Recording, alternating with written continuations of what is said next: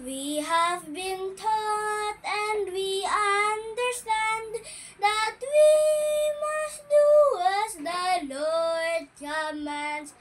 We are as the army of Helaman. We have been taught in our youth, and we will be the Lord's missionaries to bring the world His truth. Wow, ulitin mo, ulit. Ulit mo ulit. We have been born as Nephi of Galing. old to goodly parents who love the Lord. We have been taught and we understand that we must do as the Lord commands.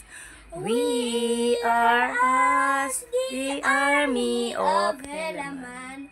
We are been taught in our youth, and we will be the Lord missionaries to bring the world His truth. Isa pa, para 100. Oh. We have been born as Ang ngiti, ang ngiti. Leave parents to love the Lord. the Lord. We have been Taught taught and we understand that we must do as the Lord ano po, commands. ano mo, memorize? We are as Galing. the army Of Helaman, we are being taught in our youth. And we will be the Lord missionaries to be the Lord. Isa para maging ano pa, isa pa, dali, isa pa, last. Dali, testimony nga. Paano yung testimony mo, dali? Yung talk mo, dali kasi. Dali yung talk. Hindi, yung ano na lang, sige na. Ay, isa pang kanta. Isa pang kanta. Yung talk, sige nga. Yung kay Samuel the Lamanite. Yung Samuel the Lamanite, ang ganda-ganda kaya nun. Samuel the Lamanite tells about baby Jesus. Ang galing. Samuel the Lamanite was a very brave prophet. He went to a city called Zarahemla and told the people to repent and follow God. Ang But the galing. people didn't like what he was saying, so they kicked him out of the city. Later, the Lord told him to go back. So Sisuro. Samuel listened, then went back, even though it was scary. Ang galing. Samuel climbed up the Pwede city sa tower to storytelling. preach. He told the people about Jesus Christ and the signs that would show when Jesus was born and when he would die.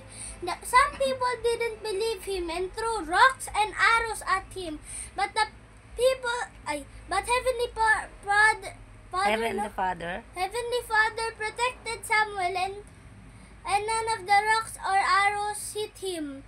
Samuel had to be very brave and he trusted in the Lord. In Helaman, chapter 5, verse 12, it says, "Remember that it is upon the rock of our Redeemer who is Christ, the Son of God, that we must build our foundation, which is a sure foundation, a foundation whereon if men build, they cannot fall."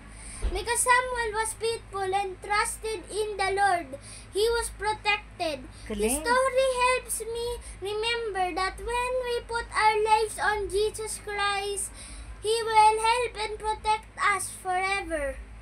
And yung ano mo, testimony mo, ganda kaya. Noong Tagalog. Oo, yung Tagalog.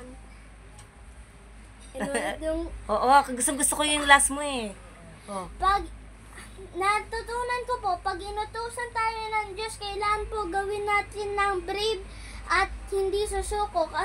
At kahit anong problema ang mapis mo, ay dapat ka hindi matakot at sumuko.